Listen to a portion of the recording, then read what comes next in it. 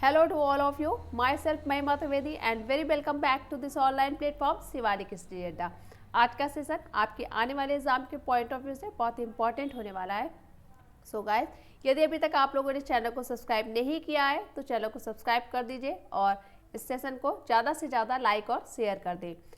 पिछले सेशन में हम लोगों ने यूपी असिस्टेंट प्रोफेसर ज्योग्राफी 2021 का पार्ट 1 सॉल्व कर लिया है और आज उसी क्रम में हम 2021 का पार्ट 2 सॉल्व करेंगे, जिसमें प्रश्नों के विस्तृत व्याख्या को भी देखेंगे और साथ ही साथ नवीनतम आंकड़ों को भी शामिल किया जाएगा। शुरू करते हैं आज का सेशन। Question number 36। पिछले वीडियो में हम लोगों ने क्वेश्चन नंबर 35 तक सॉल्व कर लिया है। निम्नलिखित में से कौन भूगोल में चिंतन फलक पैराडाइम की संकल्पना का प्रतिपादक है? विकल्प ए टी.एस. कुहन, विकल्प बी विलियम किर्क, विकल्प सी सी.आर. डार्विन, विकल्प डी ए.जी. टांसली। इस प्रश्न का राइट आंसर है विकल्प ए टी.एस. कुहन। भूगोल में चिंतन फलक या पैराडाइम की संकल्पना का जो प्रतिपादन किया था वो टी.एस. कुहन थे। अन्य देख लेते हैं। विलियम किर्क, इन्होंने ह्यूमनिज्म ज्योग्राफी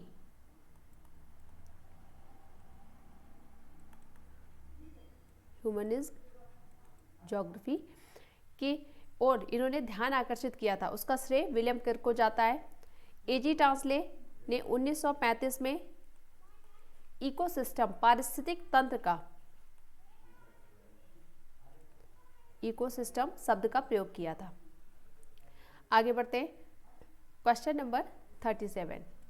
निम्नलिखित में से किसने भूगोल में उत्तर आधुनिकतावाद के विकास में योगदान दिया? विकल्प ए W.L. गैरिसन, विकल्प बी जे ब्लाउट, विकल्प सी कार्ल रिटर, विकल्प डी एडवर्ड सोजा। इस प्रश्न का राइट आंसर है विकल्प डी एडवर्ड सोजा। एडवर्ड सोजा ने उत्तर आधुनिकतावाद या पोस्ट मॉडर्निज्म के विकास में महत्वपूर्ण योगदान दिया। नेक्स्ट क्वेश्चन है क्वेश्चन नंबर 38। सूची 1 को सूची 2 से सुमेलित करना है। सूची 1 में पुस्तक दी हुई है और सूची 2 में लेखक। ए अर्डकुंडे, बी ज्योग्राफिया जनरलिस, सी एंथ्रोपोजियोग्राफी, डी कॉस्मोस। यहाँ पर मिलान कर लेते हैं। अर्डकुंडे जो है ये कार्ल रिटर की पुस्तक है, ज्योग्राफिया जनरलिस वॉरेनियस की है, एंथ्रोपोजियोग्राफी रेडजेल महोदय की और कॉस्मोस हम्बोल्ट की प्रमुख कृतियाँ हैं और ये एग्जाम के पॉइंट ऑफ व्यू से इम्पॉर्टेंट है। आगे बढ़ते हैं। Question number 39। 1969 में निम्नलिखित पत्रिकाओं में किसके प्रकाशन के साथ भूगोल का प्रमुख चिंतन फलक मानवता परक भूगोल हो गया? विकल्प ए जियोफोर, विकल्प बी एंटीपोड, विकल्प सी जियोपॉलिटिक्स, विकल्प D social and cultural geography. इस प्रश्न का राइट आंसर है विकल्प बी एंटीपोड। भूगोल में 1969 में एंटीपोड पत्रिका का प्रकाशन हुआ था। मात्रात्मक क्रांति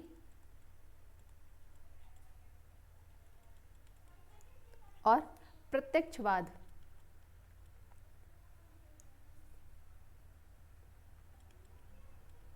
मात्रात्मक क्रांति और प्रत्यक्षवाद की प्रतिक्रिया स्वरूप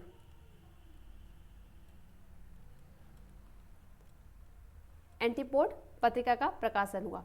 एंटीपोड पत्रिका जो है ये अतिवादी और उग्र सुधारवाद की समर्थक थी। अतिवाद और उग्र सुधारवाद की, क्योंकि मात्रात्मक क्रांति और प्रत्यक्षवाद जब था तब भूगोल में लोकेशनल एनालिसिस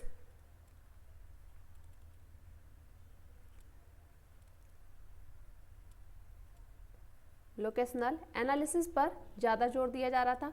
मानव के जो पक्ष थे, मानव के उन पर जोर नहीं दिया गया, उन पर ध्यान नहीं दिया जा रहा था।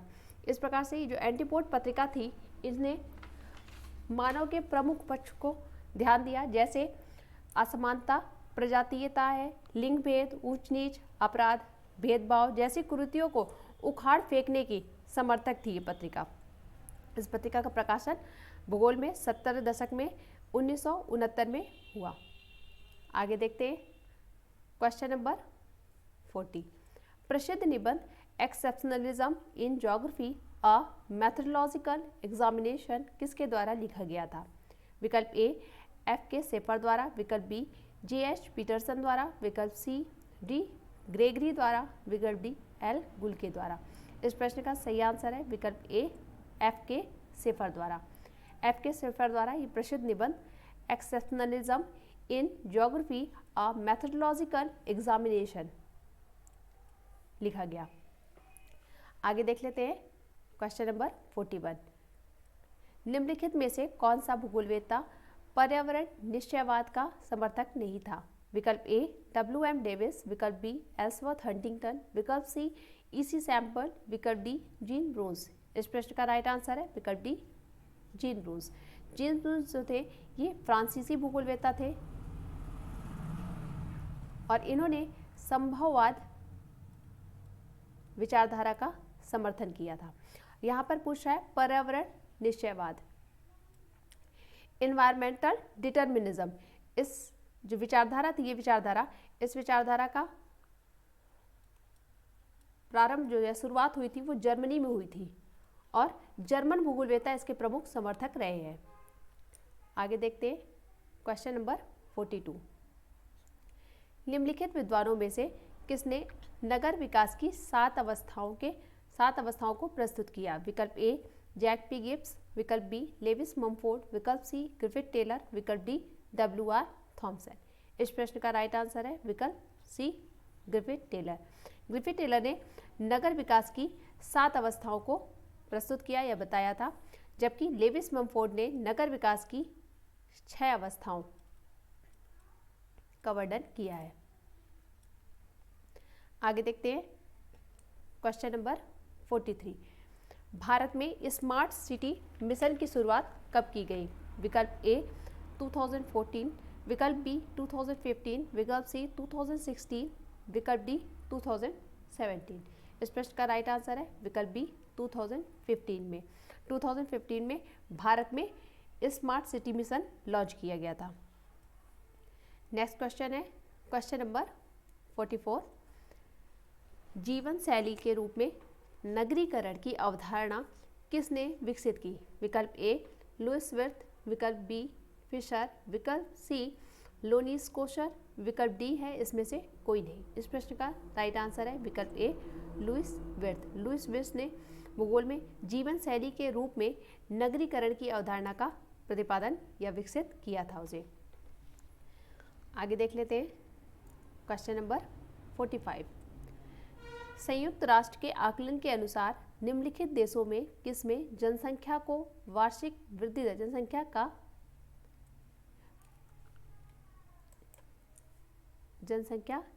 वार्षिक वृद्धि दर 2015-20 में सर्वोच्च थी? विकल्प ए है मालदीव, विकल्प बी इक्वेटोरियल गिनी, विकल्प सी ओमान, विकल्प डी बहरीन। इस प्रश्न का राइट आंसर है विकल्प डी बहरीन। बहरीन में 2015 से 20 के बीच में पूछ रहा है वार्षिक वृद्धि दर, तो इस प्रश्न का राइट आंसर है विकल्प डी बहरीन में वार्षिक वृद्धि दर सबसे अधिक थी। आगे देखते हैं क्वेश्चन नंबर 46। खुदरा गुरुत्वाकर्षण के नियम, लॉ ऑफ रिटेल ग्रेविटेशन का प्रतिपादन किया गया? विकल्प ए W.J. रैली द्वारा, विकल्प बी है A.H. थीसियन द्वारा, विकल्प सी B.J.L. बैरी द्वारा, विकल्प डी J.E. ब्रस द्वारा। इस प्रश्न का राइट आंसर है विकल्प ए W.J. रैली द्वारा। ये जो है ये प्रवास से संबंधित है, ये सिद्धांत या नियम प्रवास से, और प्रवास संबंधी नियम जो थे सर्वप्रथम रेवेंस्टीन ने दिया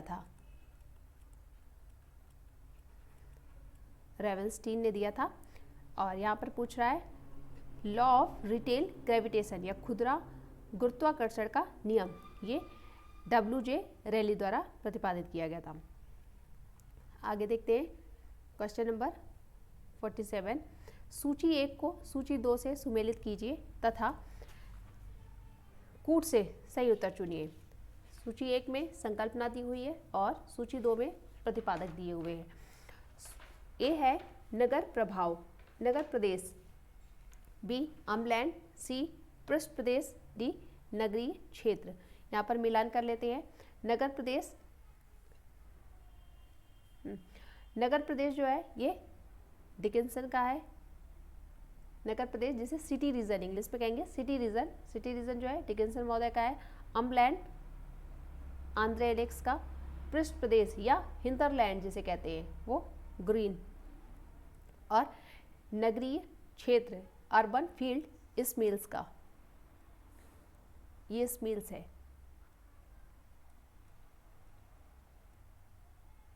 स्मिल्स का है। मिलान कर दीजिए एक बार फिर से। City region Dickinson, umland Andre Allix, hinterland green और अर्बन फील्ड या नगरीय क्षेत्र स्मिल्स महोदय का। आगे देखते हैं क्वेश्चन नंबर 48। शुष्क स्थल अधिवास एक ऐसे स्थान पर स्थित मानव अधिवास है जो विकल्प ए एक लंबी शुष्क ऋतु वाला हो, बी गर्म शुष्क प्रदेश में स्थित हो, सी है बाढ़ प्रवण क्षेत्र में बाढ़ उन्मुख ना हो, विकल्प डी है शीत शुष्क प्रदेश में स्थित हो। इस प्रश्न का राइट आंसर है विकल्प सी बाढ़ प्रवण क्षेत्र में बाढ़ उन्मुख ना हो। देखिए शुष्क स्थल अधिवास जो होता है ये किसी आर्द्र भूमि में पाया जाता है। शुष्क स्थल अधिवास किसी आर्द्र भूमि के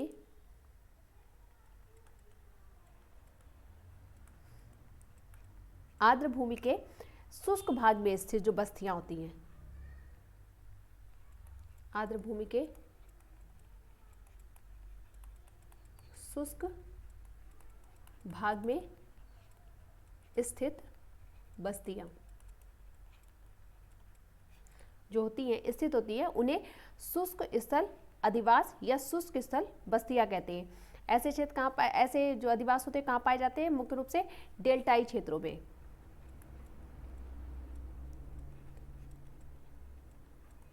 डेल्टाई क्षेत्रों में और समुद्र तटीय क्षेत्रों की जो बस्तियां होती हैं वो शुष्क स्थल अधिवास कहलाते हैं।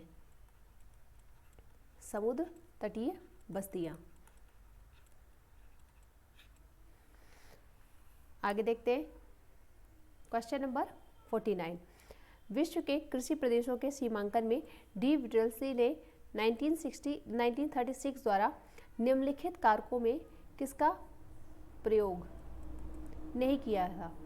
विकल्प ए भूस्वामित्व एवं भूधृति, विकल्प बी फसलों और पशुओं का सहसंबंध, विकल्प सी है भूमि उपयोग गहनता, विकल्प डी है कृषि उत्पादित पदार्थों का उपयोग और निपटारा।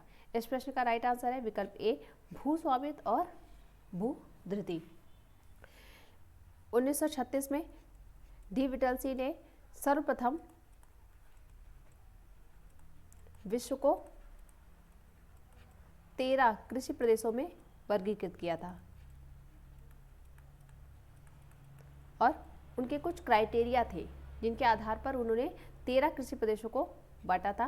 उन 5 क्राइटेरिया थे जिसमें फसलों और पशुओं का सहसंबंध सही है, भूमि उपयोग गहनता यह भी सही है, और सी है कृषि उत्पादित पदार्थों का उपयोग और निपटारा।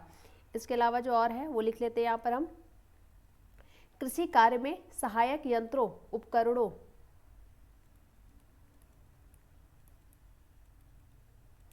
कार्य में सहायक यंत्रों उपकरणों एवं आवास आदि संबंधी एवं आवास आदि संबंधी दशाएं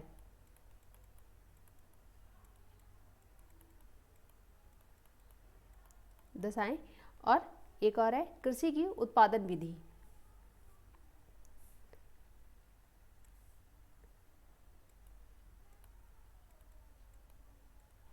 कृषि की उत्पादन विधि।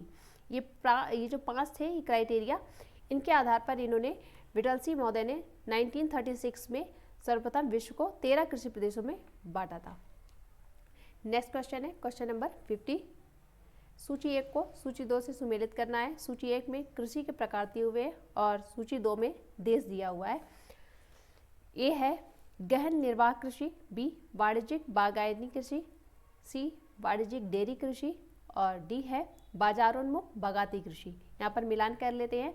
गहन निर्वाह कृषि जो ये बांग्लादेश से रिलेटेड है, वाणिज्यिक बागाती कृषि या बागायनी कृषि जो है ये आइवरी कोस्ट घाना, वाणिज्यिक डेयरी कृषि ये अर्जेंटीना, जो एनिमल ग्रेजिंग जहाँ पर सबसे ज़्यादा होते हैं तो ये डेयरी जो है यहाँ पर होगा अर्जेंटीना, और बाजारोन्मुख बागाती कृषि जो है ये नीदरलैंड से। एक बार फिर से आप देख लीजिए, गहन निर्वाह कृषि बांग्लादेश सॉरी, वाणिज्यिक बागानी कृषि जो है आइवरी कोस्ट घाना, और वाणिज्यिक डेयरी कृषि जो है अर्जेंटीना, बाजारोन्मुख बागाती कृषि नीदरलैंड से रिलेटेड है। आगे देख लेते हैं क्वेश्चन नंबर 51। निम्नलिखित विद्वानों में से किसने विश्व स्तर पर कृषि का प्रकारात्मक वर्गीकरण, टाइपोलॉजी जिसे कहते हैं, 1972 में प्रस्तुत किया? विकल्प ए है R.R. क्रूगर, विकल्प बी जे क्रोस्टोविकी, विकल्प सी ली, विकल्प डी है M.G. कैंडॉल। इस प्रश्न का राइट आंसर है विकल्प बी जे कोस्टोविकी। जे कोस्टोविकी ने 1972 में कृषि प्रकार की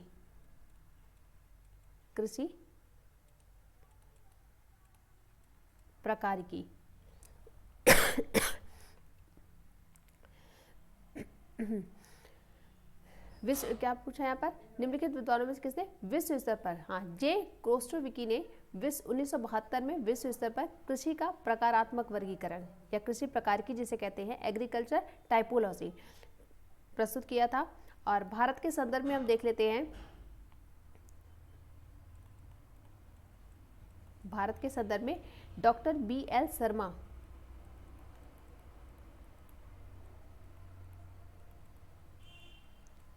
देखिए, जैसे विश्व स्तर पर जे कोस्टोविकी ने सर्वप्रथम किया था कृषि प्रकार का प्रयोग, इसी प्रकार भारत में B.L. शर्मा ने राजस्थान प्रदेश का अध्ययन जो है इनका महत्वपूर्ण है,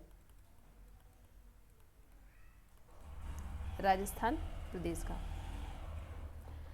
आगे बढ़ते हैं क्वेश्चन नंबर 52। 1967 में किसने उत्तर प्रदेश की कृषि क्षमता को 4 वर्गों में अभिनिर्धारण किया? विकल्प ए जसबीर सिंह, विकल्प बी एम सफी, विकल्प सी SS भाटिया, विकल्प डी LR सिंह। इस प्रश्न का राइट आंसर है विकल्प सी SS भाटिया। SS भाटिया ने उत्तर प्रदेश की कृषि क्षमता एग्रीकल्चर इफिशियंसी को SS भाटिया ने 4 वर्गों में अभिनिर्धारित किया था। आगे देख लेते हैं क्वेश्चन नंबर 53। सुमेलित करना है। यहाँ पर पूछा है, सुमेलित नहीं है। एक तरफ आपका तेल छेद दिया हुआ, दूसरी तरफ देश दिए हुए। ए ग्रोजनी, बी है मीना अल अहमदी, सी अल घावर और डी अहवा। तो यहाँ पर देख लेते हैं कौन सा सही मिलान नहीं है।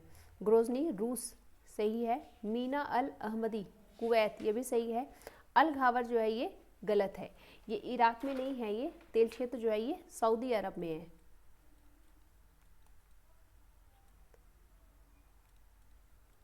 सऊदी अरब में। और अहवा जो है ये ईरान सही है। यहाँ पर पूछा सुमेलित नहीं है, तो इस प्रकार सही आंसर इसका विकल्प सी होगा अल घावर। अल घावर जो है ये आपका सऊदी अरब में, इराक में नहीं। आगे बढ़ते क्वेश्चन नंबर 54। निम्नलिखित में से कौन सा अल्फ्रेड वेबर के उद्योगों के अवस्थितीकरण के सिद्धांत से संबंधित नहीं है? विकल्प ए स्थानीयकरण भार, विकल्प बी है स्थानीयकरण त्रिकोण, विकल्प सी पूरक क्षेत्र और विकल्प डी है एकत्रीकरण। इस प्रश्न का राइट आंसर है विकल्प सी पूरक क्षेत्र। वेबर का जो न्यूनतम परिवहन लागत सिद्धांत, इन्होंने सर्वप्रथम उद्योगों की अवस्थिति से संबंधित न्यूनतम परिवहन लागत सिद्धांत का प्रतिपादन किया था। न्यूनतम परिवहन लागत सिद्धांत का प्रतिपादन किया था, जिसमें उनके सिद्धांत से संबंधित स्थानीयकरण भार सही है, स्थानीयकरण त्रिकोण यह भी है और एकत्रीकरण। उन्होंने पूरक क्षेत्र शब्द का प्रयोग नहीं किया था। आगे देख लेते हैं क्वेश्चन नंबर 55। जेसी वीवर ने निम्नलिखित में से किस क्षेत्र के फसल संयोजन को मापने के लिए सबसे पहले सांख्यिकी तकनीकी का प्रयोग किया? विकल्प ए है मध्य पूर्वी यूएसए, विकल्प बी मध्य पश्चिमी यूरोप, विकल्प सी मध्य पश्चिमी यूएसए, विकल्प डी है पश्चिमी एशिया। इस प्रश्न का राइट आंसर है विकल्प सी मध्य पश्चिमी यूएसए। जेसी वीवर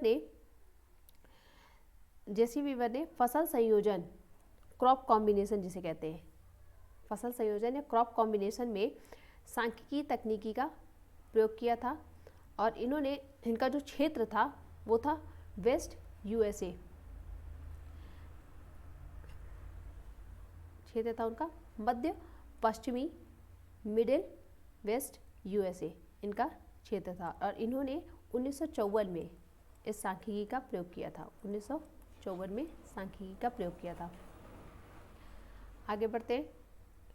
क्वेश्चन नंबर 56, निम्नलिखित विद्वानों में से किसने सर्वप्रथम वैश्विक रणनीति दृष्टि model, global strategic view model प्रस्तुत किया? विकल्प ए एटी महान, विकल्प बी एसबी कोहेन, विकल्प सी एडी सेवरस्की, विकल्प डी एनजे स्पाइकमैन। इस प्रश्न का राइट आंसर है विकल्प B S B Cohen. S B Cohen ने सर्वप्रथम वैश्विक रणनीति दृष्टि मॉडल का प्रयोग किया। आगे बढ़ते हैं। क्वेश्चन नंबर 57,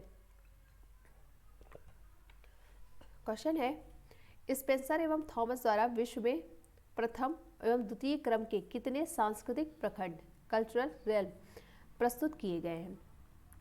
विकल्प ए 11 एवं 50, विकल्प बी 12 एवं 52, विकल्प सी 10 एवं 49, विकल्प डी है 10 एवं 51। इस प्रश्न का राइट आंसर है विकल्प ए 11 एवं 50। स्पेंसर एवं थॉमस महोदय ने आधुनिक विश्व के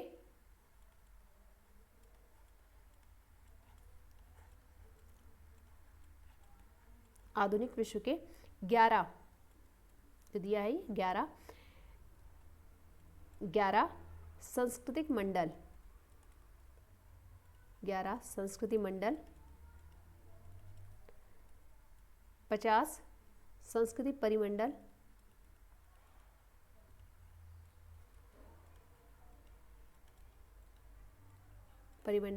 और 38 संस्कृति प्रदेश में बांटा इन्होंने आधुनिक विश्व को। आगे देखते हैं क्वेश्चन नंबर 58, मानव विकास सूचकांक SDI 2021 में भारत का कोटि रैंक विश्व में क्या है? विकल्प ए है 131वीं, बी 112वीं, विकल्प सी है 136वें और विकल्प डी है 101। इस प्रश्न का यहाँ पर हम नए आंकड़ों को देखते हैं। 2022 के अनुसार HDI में ह्यूमन डेवलपमेंट इंडेक्स में भारत की जो रैंक है वो 134वीं रही है, 134वीं रैंक रही है और प्रथम स्थान पर आपका स्विट्ज़रलैंड है। प्रथम स्थान पर स्विट्ज़रलैंड है और दूसरे स्थान पर नॉर्वे, है और बॉटम पे सबसे अंतिम स्थान जो है वो सोमालिया का है। लास्ट जो रैंक है वो सोमालिया की है। भारत की 134वीं रैंक है। आगे देख लेते हैं क्वेश्चन नंबर 59, शक्ति संरचनाओं, पर्यावरण और आर्थिक असमानताओं के बीच संबंध को कहा जाता है? विकल्प ए राजनीतिक पारिस्थितिकी, बी है जैरिमैंडरिंग, विकल्प सी है पारिस्थितिकी आतंकवाद, विकल्प डी है सांस्कृतिक प्रसार। इस प्रश्न का सही आंसर है विकल्प ए राजनीतिक पारिस्थितिकी। शक्ति संरचनाओं, पर्यावरण और आर्थिक असमानताओं के बीच संबंध को राजनीतिक पारिस्थितिकी कहा जाता है। नेक्स्ट क्वेश्चन है क्वेश्चन नंबर 60, प्रजाति एक मान्य जैविक संकल्पना है। यह आनुवंशिकता, नस्ल, जननिक लक्षण अथवा उपजाति द्वारा संगठित एक समूह है, यह मान्य सामाजिक सांस्कृतिक विचारधारा नहीं है। यह कथन किसने दिया? विकल्प ए जी टेलर, विकल्प बी है आर्थर कीथ, विकल्प सी क्रोबर, विकल्प डी पीएस गुहा। इस प्रश्न का राइट आंसर है विकल्प सी क्रोबर। क्रोबर महोदय ने उनकी ये प्रमुख प्रजाति से संबंधित एक संकल्पना है, उन्होंने बताया प्रजाति एक मान्य जैविक संकल्पना है, यह आनुवांशिकता, नस्ल, जनिक लक्षण और उपजाति द्वारा संगठित एक समूह है, यह मान्य सामाजिक सांस्कृतिक विचारधारा नहीं है। इम्पॉर्टेंट है और इसे आपको याद करना पड़ेगा क्योंकि इस प्रकार से कथन पूछे जाते रहे हैं। चलिए आगे बढ़ते हैं। क्वेश्चन नंबर 61, निम्नलिखित अरबी विद्वानों में से किसने टॉलमी की पुस्तक में सुधार किए थे? विकल्प ए अल मसूदी, विकल्प बी अल इदरीसी, विकल्प सी है इब्न खालदून, विकल्प डी इब्न बतूता। इस प्रश्न का राइट आंसर है विकल्प बी अल इदरीसी। अल इदरीसी ने टॉलमी की पुस्तक में सुधार किए हैं। चलिए आगे देखते हैं। क्वेश्चन नंबर 62, क्वेश्चन है महत्वपूर्ण प्राकृतिक संसाधनों के, यहाँ पर मात्रात्मक है, मात्रात्मक वितरण मानचित्र की सहायता से किसने भारत के नियोजन प्रदेशों का सीमांकन किया है? विकल्प ए एल एस भट्ट एवं V L S Prakash Rao, विकल्प बी है वी नाथ, विकल्प सी पी सेन गुप्ता, विकल्प डी अशोक मित्रा। इस प्रश्न का राइट आंसर है विकल्प ए एल एस भट्ट एवं V L S Prakash Rao. देखिए यहाँ पर ये जो क्वेश्चन पूछा है ये गलत है, यहाँ पर महत्वपूर्ण प्राकृतिक संसाधनों के मात्रात्मक नहीं है। इसको आप बुक में प्रादेशिक भूगोल की बुक में देखेंगे तो ये गुणात्मक है, गुणात्मक। एल एस भट्ट एवं V L S Prakash Rao ने भारत के नियोजन प्रदेशों के सीमांकन में जो प्रयोग किया था, ये गुणात्मक वितरण मानचित्र का प्रयोग किया था, गुणात्मक वितरण मानचित्र का प्रयोग किया था, ना कि मात्रात्मक। इसको सही कर लीजिएगा और एक बार जरूर से आप देख लीजिएगा, ये मात्रात्मक ना होकर गुणात्मक है। आगे देख लेते हैं। क्वेश्चन नंबर 63, निम्नलिखित में से कौन एक केंद्रीय प्रदेश का उदाहरण है? विकल्प ए दामोदर घाटी प्रदेश, विकल्प बी है ऊपरी गंगा यमुना दोआब प्रदेश, विकल्प सी पश्चिमी घाट प्रदेश, विकल्प डी राष्ट्रीय राजधानी प्रदेश। इस प्रश्न का राइट आंसर है विकल्प डी राष्ट्रीय राजधानी प्रदेश।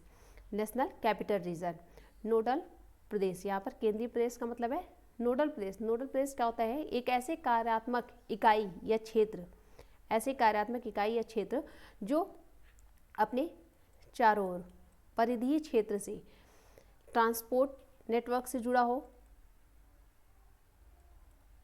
ट्रांसपोर्ट नेटवर्क से हो, कम्युनिकेशन नेटवर्क से हो जुड़ा हो और सर्विस सेंटर से जुड़ा हो, सर्विस सेंटर से जुड़ा हो। ऐसे प्रदेश को क्या कहा जाता है? केंद्रीय प्रदेश या नोडल रीजन कहा जाता है। तो यहाँ पर जो सही आंसर होगा वो होगा डी राष्ट्रीय राजधानी प्रदेश। आगे देख लेते हैं। क्वेश्चन नंबर 64, स्थल, लोक एवं कार्य के त्रिघट के रूप में प्रदेश की संकल्पना को निम्नलिखित में से किसने प्रचारित किया? विकल्प ए पैट्रिक गिडीज, विकल्प बी है एच एस परलॉफ, विकल्प सी जी चार्डविक, विकल्प डी है जे जी एम हिल होस्ट। इस प्रश्न का राइट आंसर है पैट्रिक गिडीज। पैट्रिक गिडीज महोदय ने स्थल, प्लेस, फोक, प्लेस, फोक और वर्क,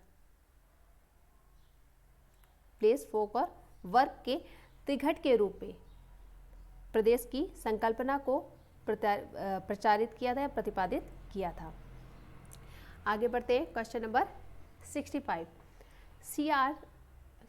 आर सी चांदना ने अपनी पुस्तक रीजनल प्लानिंग 2002 में प्रादेशिक नियोजन के कितने आधारभूत सिद्धांतों का उल्लेख किया है? विकल्प ए 5, विकल्प बी 6, विकल्प सी 7, विकल्प डी 8। इस प्रश्न का राइट आंसर है विकल्प सी 7।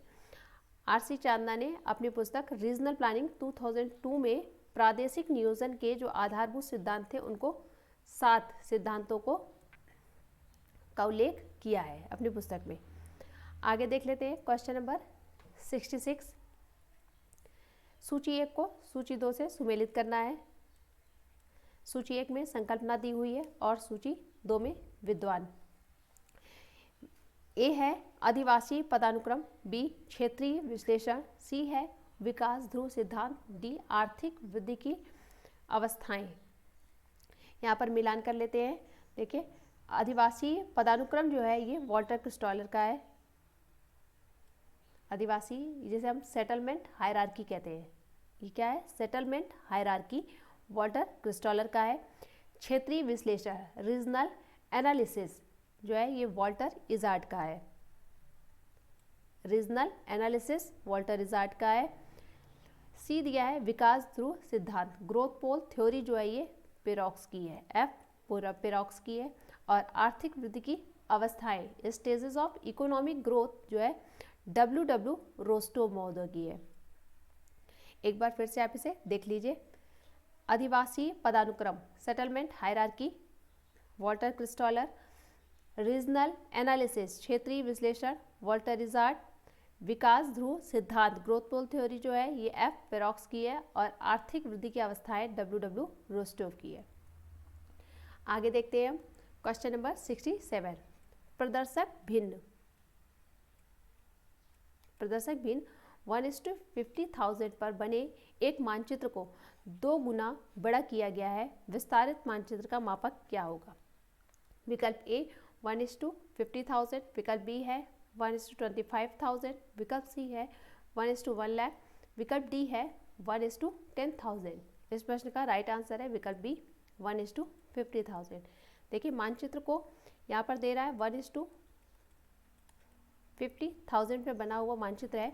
इसको 2 गुना करेंगे, जितना भी गुना करने को कहे उसे डिवाइड कर देना है। सिंपल है 25,000 1:25,000 सही आंसर है विकल्प बी। आगे देखते हैं क्वेश्चन नंबर 68। प्रादेशिक नियोजन को अधिनगरीय क्षेत्र में गतिविधियों के व्यवस्थापन में सामाजिक उद्देश्यों को तैयार करने एवं स्पष्टीकरण की प्रक्रियाओं को किसने परिभाषित किया है? विकल्प ए पीटर हॉल, विकल्प बी लॉयड रेडविन, विकल्प सी है A.R.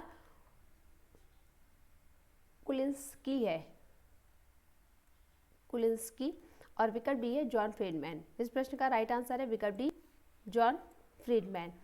प्रादेशिक नियोजन को अधिनगरीय क्षेत्र में गतिविधियों के व्यवस्थापन में सामाजिक उद्देश्यों को तैयार करने एवं स्पष्टीकरण की प्रक्रियाओं को किसने परिभाषित किया पूछ रहा है, तो जॉन फ्रीडमैन महोदय ने इसे परिभाषित किया है।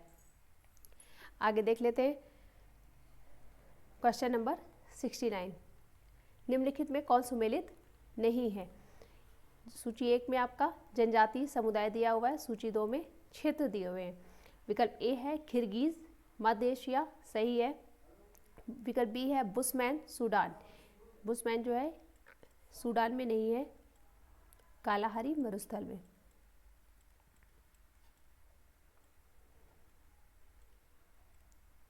कालाहारी मरुस्थल।